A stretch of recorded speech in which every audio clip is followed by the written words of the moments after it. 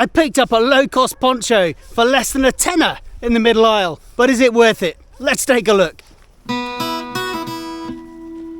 This poncho cost me just $9.95 in the middle aisle of a supermarket here in the UK, if you know you know, which is the equivalent of around $8 US. One area of my work that I really enjoy is encouraging more people to get up and active outdoors.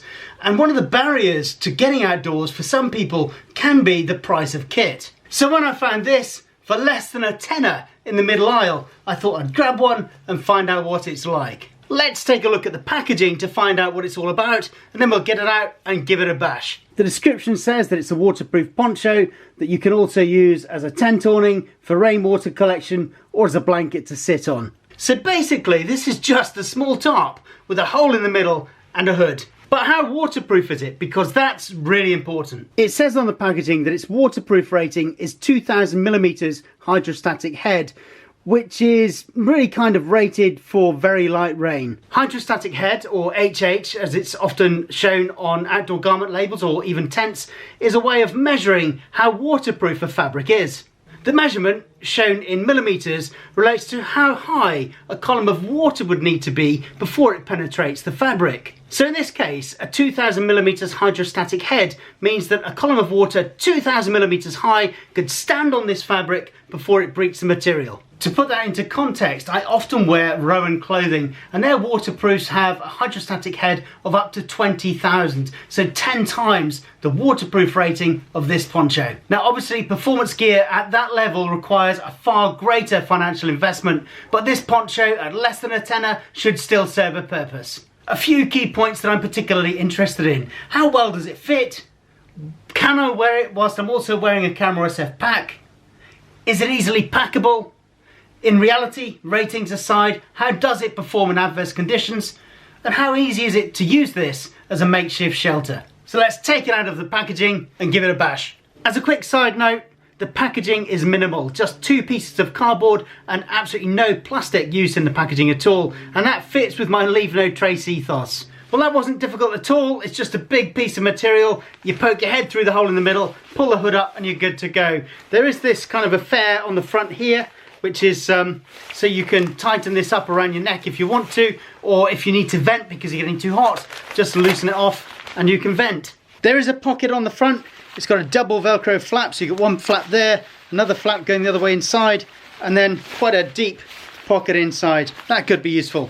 And the hood has got draw cords to tighten it around your head. There are 4 of these reinforced eyelets on each of the shorter sides and 1 fabric tab in the centre of the long side. And those eyelets and tabs are fastening points for when you want to use this as a shelter or to hang it up as a water collection tool device.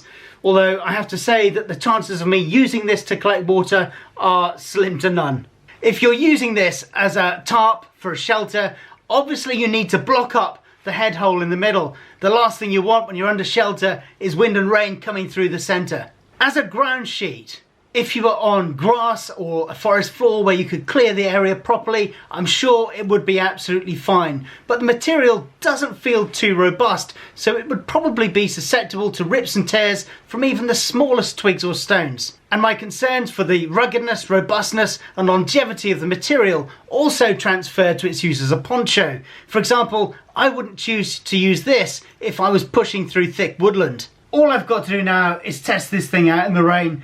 I live on the edge of a temperate rainforest in Wales, so I don't think I'll have to wait long.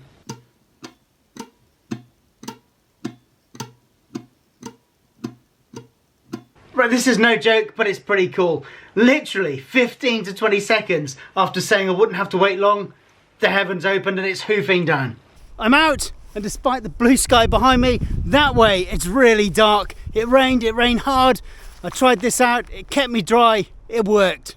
Because this thing is so light, it is susceptible to breeze. It was a bit breezy just now and it was flying up around my waist. So if I was going to use it and there is a breeze, then I would just tie some cordage around my waist. When it came to putting it on, when I pulled this from my pack to put on, I was concerned that as I put it on, it would just kind of bunch up on the top of my pack. But because it's light, I just flicked it in the air, it came down over my head and covered everything perfectly well. My feeling is that this wouldn't be great in heavy rain or high winds, so I wouldn't plan to use it in those conditions. But it is functional and it does have a function, especially if I was planning a day out where I just want to throw up a quick shelter to give me a bit of respite from a light breeze or a light drizzle and have some food. I guess the big question is, would I actually have this in my pack? And the answer is yes. If I was expecting adverse conditions, heavy rain, high winds, then no, I wouldn't take it. But for an average day out, yeah, I'd put it in my pack. So ultimately, is this poncho worth the $9.95 that I paid for it in the middle aisle of a supermarket? And the answer is yes. Thanks for watching the video. Please give it a thumbs up. Be good, be brilliant, be awesome. And as always, remember, if I can help you in any way, get in touch, let's have a conversation and make good stuff happen. See ya.